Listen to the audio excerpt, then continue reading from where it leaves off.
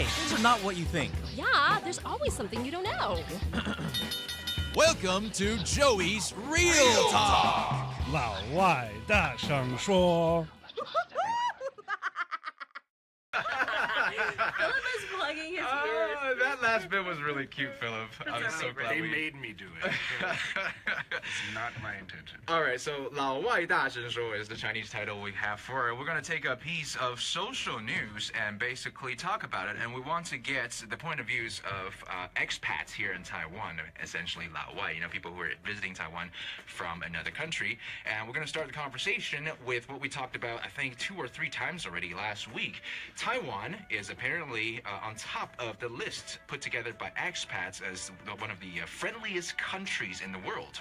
Yes. That's all you got for us? Nicely. Well, from the Internation's website, they do every year, they do a couple awards for different countries for expats to live in, which is the friendliest, which is, cleanest living, best for families and all that. So Taiwan actually scored high, best for families and for friendliness. Okay. And so today, of course, aside from getting you guys a point of view of our guests, we also want your point of view. So we have a Facebook Live going on right now. If there's anything you want to share with us while we're talking about this, please make sure you just, throw in your 2 cents, and we're going to share that with the rest of our listeners on the air. We have invited 3 guests, or I should say we've taken recordings from 3 different interviewees. Yes. Philip and I over the last few days. And I won't tell you what their names are, but I will tell you how many years they've been here, what they do, and what ethnicity or country they're from. Okay, so we have one that's been here 5 years. He is now, actually I probably shouldn't even give you the gender. This person is now working for a Taiwanese oil and gas industry company, and about 30-year-old, from Canada, and English Canadian, okay? And our second interviewee is an English teacher, about mid-20s, somewhere around there. Ethnicity is Creole, from Belize. And then the last interview we have has been here for 80 years, a student, about 28 years of age, Caribbean Creole Indian, so a mix of these 3 ethnicities, and is from St. Vincent and the Grenadines. Okay, we should also point out that the reason that we're taking up this topic is because we posted the article on Facebook, and we got a lot of responses from people with different views and different backgrounds. We thought it was really interesting that we got such a plethora of different responses. So, and there were actually some people already, commenting about whether or not Taiwan is the friendliest country in the world to expats, and there were differences in opinions. So we thought, hey, why not, ask more people about this? And we want to cover our bases, so to speak. So that's why we intentionally got interviewees to record for us their response to whether or not Taiwan is the friendliest country, and these people are of different ethnicities and also of different visible ethnicities, because maybe that would make a difference. Okay, so do you agree, Philip, for yourself, that Taiwan is the friendliest country for expats? Well, I've only really been an expat in Taiwan, although I did live in Japan for a year as a student. Right. Yeah. I would say they're both quite similar in that sense, but I think definitely here I've noticed that people will go out of their way to help me, when especially my first year when I couldn't speak Chinese. You ask for help, and people will often lead you where you want to go. Like when I was looking, take you there. I was trying to find a hiking route with my friends. Okay. And she led me all the way around the back road up to this temple, and was like, just follow this little path. Oh my gosh. And I was like, you are so incredibly friendly. I know. more friendly than Canadians. And we have a record for friendliness. Yeah, exactly. All right, well, I guess when it comes to hiking paths, Canadians kind of just expect you to know where to go. I mean, we're pretty outdoorsy. You walk straight, you will hit one eventually. All right, so for our interviewees, let's find out what their responses are to whether or not Taiwan is the friendliest country for expats. I would agree that Taiwan is the world's friendliest country towards expats thus far that I have been to. Well, as an expat, I do agree that Taiwan is one of the most friendliest countries. I visited, of course, now living here. Taiwan is a great country. It has great infrastructure. It's very convenient to get around, especially if you're in Taipei. Okay, so as you can hear, we didn't let them introduce themselves. We want you to guess what countries they're from, what ethnicities they're of, because, well, I guess it leaves you hanging a little bit, right? It makes you guess a little bit. Yeah, and I think you think about what they're saying a lot more because you can't really tell where they're from right away. when they start speaking. And it's more important to listen to their ideas than try to put a That face is true. on it. That is, There you go. Exactly. All right, so listening to that, pretty much hands down across the board, they all pretty much agree that Taiwan is the friendliest country, and a couple of chatters on the ICRT Facebook Live right now are saying that Taiwan is very friendly and very nice. So how about let's go on to another topic, because as Philip said, that sometimes Taiwanese folks can be very friendly, enthusiastic even towards foreigners, and maybe that would get a little overwhelming, over-friendly sometimes. Does that ever happen? Yeah, definitely. I mean, excuse me. Sometimes they can kind of take it upon themselves to maybe record your time in Taiwan without your permission. There have been a few times that people have taken my picture. Maybe you're just a really study-looking guy. That's Study? I think it's studly. I think there's an L in there. Well, okay, we'll go with that. Okay. That's all right. That's right. All right, so that's one instance, and let's see what our guests or our interviewees are saying about the possible overwhelming friendliness of Taiwanese folks. I think it can be very overwhelming for when you first arrive here. Once you get here and you see, somebody, traveling right out of Europe, U.S., Canada, anywhere in the Americas coming here, they're going to find it, they're going to love it, but it will be overwhelming, but they're going to love it. Taiwanese people are very welcoming to tourists, but I don't think they seem to know how to interact with persons that are here for the long term. For example, being told welcome to Taiwan as I'm standing in the 7-Eleven down the street from me at 2 a.m. getting Doritos, or asking me if I'm lost while I'm just standing there waiting for my friend. Yes, Taiwanese enthusiasm is a bit overwhelming. Many Taiwanese would go to extreme lengths helping a foreigner. For instance, I remember taking a wrong turn near Taipei main station, and I asked someone for help for a particular exit, and she literally walked me to my exit, and I was like, oh my god, don't you have work? And I was like, it wasn't necessary, but I was extremely thankful. Yeah, that's true. Well, you got work to go to. But yeah, that's one of our few instances where Taiwanese people are just maybe overly friendly and then going out of their ways to. That can be a little bit hard to hear for the person who's extending that hospitality, because it's like you're going out of your way to help somebody, thinking that they appreciate it, and then you don't quite get the response that you're hoping for. So I do want to point out that both sides are valid feelings. Of course. Yeah. Well, I think also he probably didn't ask her specifically, do you have work? I think he meant he thought it in his head. Yeah, yeah. And one thing that the interviewee in the middle did address is that may be very nice for a tourist, but for someone who's here for the long haul, who's been here for 5, 8, 10 years, it could become a little too much. It's like, actually, I just want to go about my way. I'm just at this very instance a little lost. I think personally, what makes me feel the happiest is when I walk into a 7-Eleven and I walk out and I haven't noticed that I am not Taiwanese. I mean, when the person I'm dealing with doesn't make it a point to try to point out my foreignness to me. That's very interesting. That makes me feel the most comfortable and the most happy. Interesting. Because Taiwanese people pride ourselves on having 人情味, on being passionate, and being an islander, of course. I think that is a trait that goes for a lot of islanders. But we never thought about that. There's a different perspectives to this. Like maybe people just want to, feel like they can actually ease into a social situation without anyone noticing that they're from abroad. Or go about their business. Or go about their business. Right. I do have to say one thing though. When I visited Paris, I loved it because no one cared about tourists there. There's just way too many tourists in Paris, so you can actually just stroll down a street and not having anyone, come up to you and ask you if you're lost. That was kind of nice for me. So yeah, to put myself in their shoes, I suppose, I can understand why they feel that way.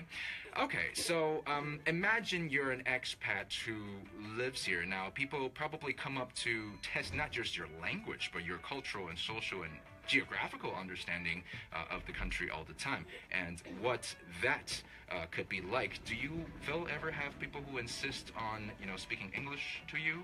Yeah, definitely. I mean, there'll be people sometimes, I can tell they're struggling, so I'll switch into Chinese, and they might switch into Chinese also, but then they'll take it upon themselves to maybe translate one of the words they know for me.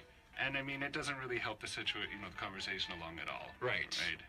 Or for example, I might just say one sentence in Chinese, a very short one, maybe even just like ni hao, and then they'll say, "Wow, your Chinese is so good." And You've been here, and I've been here for 3 years. I put a lot of effort into learning it. It doesn't really make you feel good when you say one word. Right. And they're like, "Wow, you're so good." I just have to point out, Phil doesn't just speak Chinese well or Mandarin well. He speaks Japanese, and French, of course you're fluent in French, French. not so good. Not Really? That was a long time ago. Okay, well, see, I wouldn't know. You could have just pretended. I'll just pretend to speak. All right, let's find out what our interviewees are saying about some of the Taiwanese folks who really just want to practice English with them. Right here. If I initiate a conversation and I'm speaking in Chinese, one of 3 things will happen. 1, they will only answer me in English. 2, they'll start to reply in Chinese. Midway, look at me, realize that I don't have an East Asian face, and then start speaking to me in English. 3, we'll complete this conversation in Chinese, and then they'll look at me and say, "Hey, do you speak Chinese?" Or if they're speaking to me in English first, and if it's really bad, so I can't understand it, I'll reply in Mandarin. But sometimes they will just keep going, and I don't understand what they're saying, and I just really want to just have this conversation in Mandarin Chinese so we can both be finished quickly. I have met a few people in Taiwan who just insist, yes, they just want to speak English. You speak Chinese. Myself, I've been here for 5 years. I can speak the language. And, you run into a few people that they're big into the English language. They're big into meeting the foreigners, and they just will keep speaking in English. And, hey, listen, they don't give up. I've given up a few times where, hey, listen, I'll just start speaking English, and but I think they have a mentality that they got that drive, so I don't think it's a bad thing. Yes, I've met many Taiwanese who would insist on speaking in English. Yes, abate their deficiencies. However, I would also assume that they would want to speak to me in English because, 1, they would associate me with either a rapper or a basketball player, and it's like, for them it's like, or something that's cool to them. So it makes it a bit more relaxing for them to speak to you. Okay. All right, so there you go. That is a fine example of the reason why I want to keep their ethnicity, a secret, because I want you to guess which one is which and how people from different parts of the world may have different receptions to the quote-unquote enthusiasm or friendliness of Taiwan.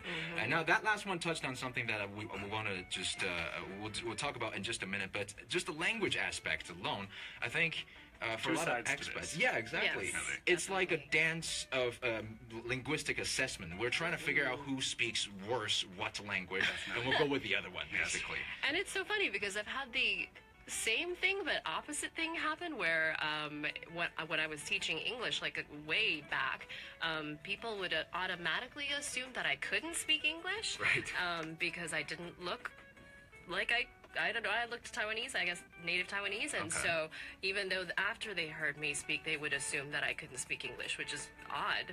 And then there were people who automatically assumed that I couldn't speak Chinese or Mandarin, and I could. So anyway, it's all about making assumptions based on what people look like. I have to say that's not always a bad thing, because maybe I look too Taiwanese that every time I jump into a cab, the cab driver will start to speak Taiwanese with me, and I'm horrible at Taiwanese. Right. But I do have a couple of words like hey.